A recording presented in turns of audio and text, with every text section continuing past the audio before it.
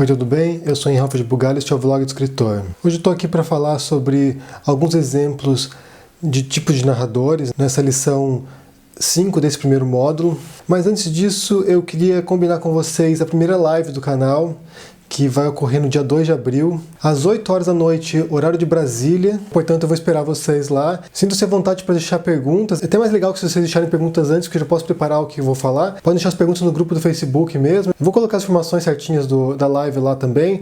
Então, vocês podem deixar as perguntas, o que vocês querem saber, o que vocês querem que eu fale. Compareçam lá para a gente poder conversar e trocar umas ideias. Então, eu vou esperar vocês no dia 2 de abril, às 8 horas. Então, vamos aos exemplos de narradores, começando com os narradores em primeira pessoa. Os primeiros exemplos são de narradores protagonistas. O primeiro deles é do livro Robinson Crusoe, do Daniel Defoe. Esse livro é considerado o primeiro romance em língua inglesa, é um livro fundamental na história da literatura.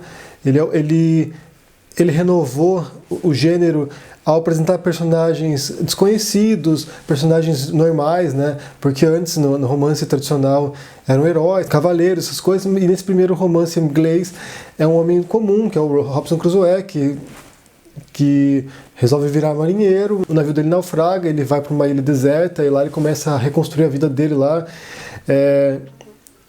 sobrevivendo e tentando retornar à civilização. Eu vou citar o começo desse livro, que você já vai ver claramente que é um começo muito tradicional desse período, do século XIX, século XVIII, XIX, que o personagem se descreve, diz quem ele é, diz que conta um pouco sobre si.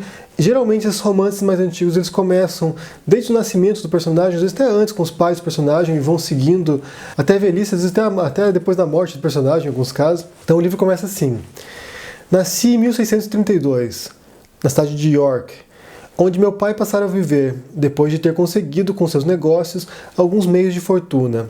Tinha 2 irmãos mais velhos do que eu, um tenente-coronel que faleceu na Batalha de Dunkerque, na luta contra os espanhóis. Quanto ao outro, nada sabia do que lhe sucedera, coisa que nem meus pais podiam informar-me, tanto tempo que nos deixara.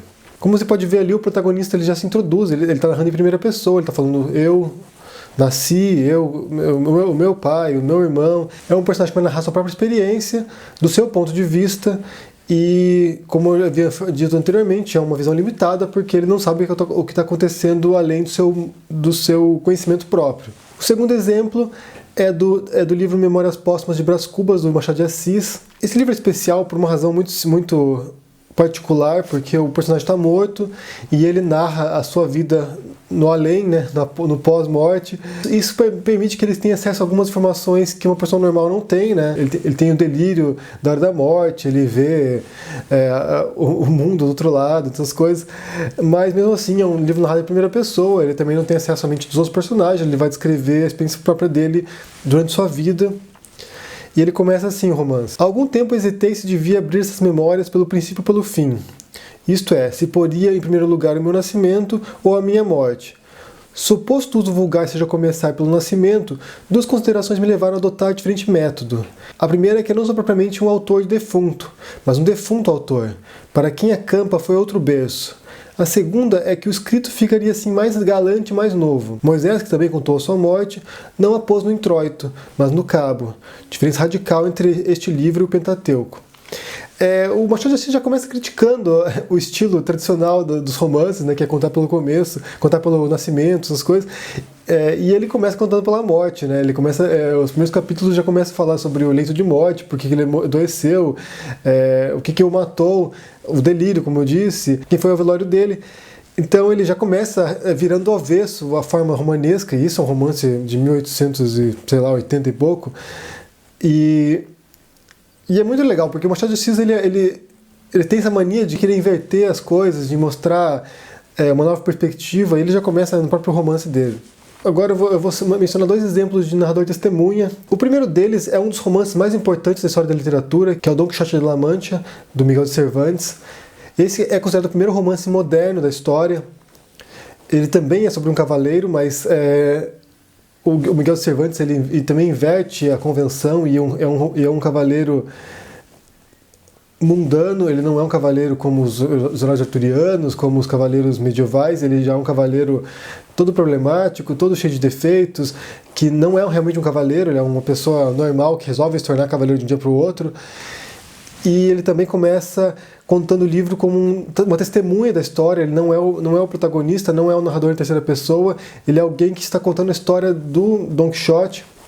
Então ele começa o livro assim: numa aldeia da Mancha, de cujo nome não quero me lembrar, não faz muito tempo vivia um fidalgo, desse te lança no cabide, a darga antiga, pangaré magro e galgo corredor. Você pode ver claramente que no começo ali, de cujo nome não quero me lembrar, que o narrador ele não é o protagonista, ele conhece o personagem, ou ele conhece Don Quixote, ou ele ouviu falar dessa história. Ao longo do livro ele vai dando opiniões sobre personagens, essas coisas, mas ele não pertence à história, ele está assistindo essa história, ou uma história que ele ouviu. E o segundo livro, o segundo exemplo de narrador de testemunha, é do livro Um Estudo em Vermelho, do Arthur Conan Doyle, que é o primeiro livro do Sherlock Holmes. A obra do Sherlock Holmes ela é muito interessante porque em nenhum dos livros dele nós temos a visão do Sherlock Holmes, nós sempre temos a visão do Watson, do Dr. Watson, que é o parceiro dele, que é o colega dele. É ele quem narra as histórias, ele é o testemunha das aventuras de Sherlock Holmes.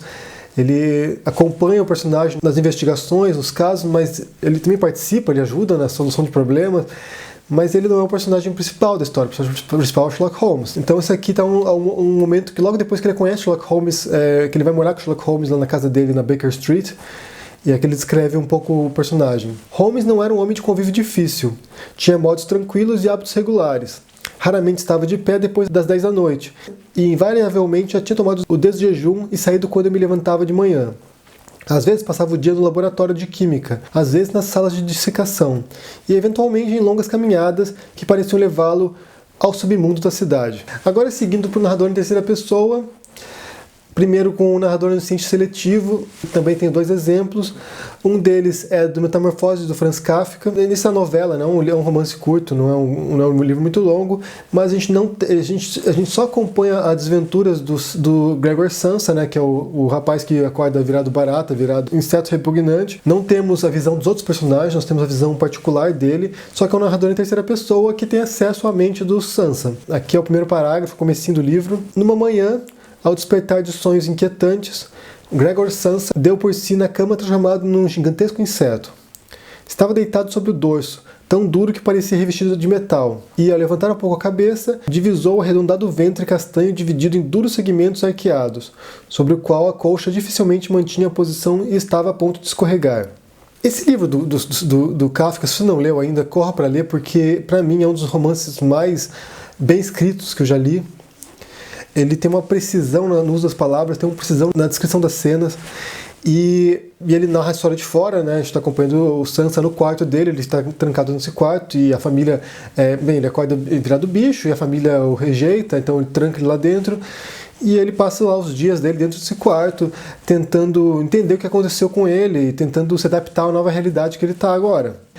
Ele consegue entrar na mente do personagem, mas ele escreve as coisas de fora às vezes, de uma maneira muito extraordinária. É realmente um livro muito incrível. E o segundo exemplo é do Vidas Secas, do Graciliano Ramos, também narrado com um narrador onisciente seletivo, só que esse narrador ele tem diferentes focos ao longo do livro. Ele vai se focando em diferentes personagens. Em um capítulo ele vai falar sobre o Fabiano, que é o pai da família. Em outro capítulo ele vai falar sobre a esposa dele. Em outro capítulo ele vai falar sobre a cachorra. Então ele vai mudando, sabe, de foco, mas sempre limitado àquele personagem que está naquele capítulo sendo analisado. Esse aqui é um dos capítulos que ele fala sobre o Fabiano. Vivia longe dos homens, só se dava bem com os animais. Os seus pés duros quebravam espinhos e não sentiam a quentura da terra.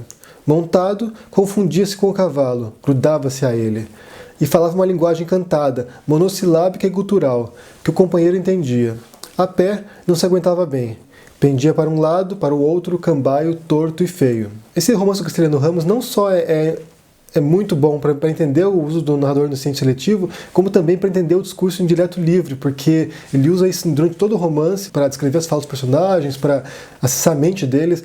É um romance extraordinário também. E por fim, o narrador onisciente neutro, que, como eu disse, é considerado um pouco obsoleto hoje, e que era muito comum nos romances românticos, nos romances do século XIX, do século XVIII. Esse trecho aqui é do Cortiço, do Aloysio Azevedo. Nesse romance, o narrador ele tem acesso a momentos de vários personagens. Há uma porção de personagens no livro, então ele pula de mente em mente, de foco também. Ele vai para um personagem por uma hora. Depois, logo adiante no capítulo, ele já vai para outro personagem. Às vezes ele tem um grupo de 6, 7 personagens juntos e ele vai na mente de cada um. É um bom uso do narrador onisciente e neutro. Então aqui ele está falando sobre a vida no cortiço. Lá fora, o coro dos italianos se prolongava numa cadência monótona e arrastada, em que havia muito peso da embriaguez. Junto à porta de várias casas faziam-se grupos de pessoas assentadas em cadeiras ou no chão, mas a roda da Rita Baiana era maior, porque fora engrossada pelos convivas das dores. O fumo dos cachimbos e dos charutos elevava-se de toda a parte. Descrescera o ruído geral. Fazia-se a digestão, já ninguém discutia e todos conversavam. E o segundo exemplo que eu quero dar é do romance 100 Anos de Solidão, do Garcia Marques. Eu tenho quase certeza que o Garcia Marques tinha noção de que ele estava usando um recurso um pouco ultrapassado, só que o Garcia Marques ele não era burro, ele sabia muito bem o que ele estava fazendo. Nesse livro ele está falando da vida de uma família, né? São vários personagens, são muitos personagens nesse livro também, são, sei lá, uma porção, algumas dezenas de personagens.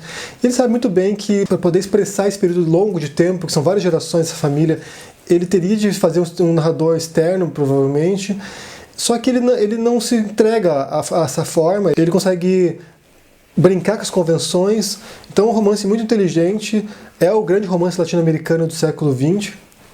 Então aqui é o comecinho, né, é um começo bastante emblemático, inclusive. Muitos anos depois, diante do pelotão de fuzilamento, o coronel Aureliano Buendia havia de recordar aquela tarde remota em que o seu pai o levou para conhecer o gelo. Macondo era então uma aldeia de 20 casas de barro e taquara, construídas à margem de um rio de águas diáfanas que se precipitavam por um leito de pedras polidas, brancas e enormes como ovos pré-históricos. O mundo era tão recente que muitas coisas careciam de nome e para mencioná-las se precisava apontar com o dedo. Como você pode ver, o Garcia Marques ele começa já entrando de sola no livro. Ele até fala da falta de palavras. E o que vai se caracterizar realmente no realismo mágico, nesse livro em particular, é a inversão da realidade. Tipo, o gelo é muito mais fantástico do que certas coisas mágicas que acontecem na história. É um ótimo exemplo de um uso moderno do onisciente neutro, do narrador onisciente neutro. É um livro fantástico também. Se você não leu, tente ler, porque vale a pena. Esses são os exemplos que eu tenho. Eu queria de vocês, vocês podem citar algum exemplo de algum narrador que você acha interessante, aí, de algum livro que você leu e gostou. Dê um joinha aí embaixo, deixe um comentário. E eu vou guardar agora o texto de vocês até amanhã à noite. Na sexta eu volto para dar instrução sobre como ler o texto do colega. Então um abraço para vocês e até mais. Tchau!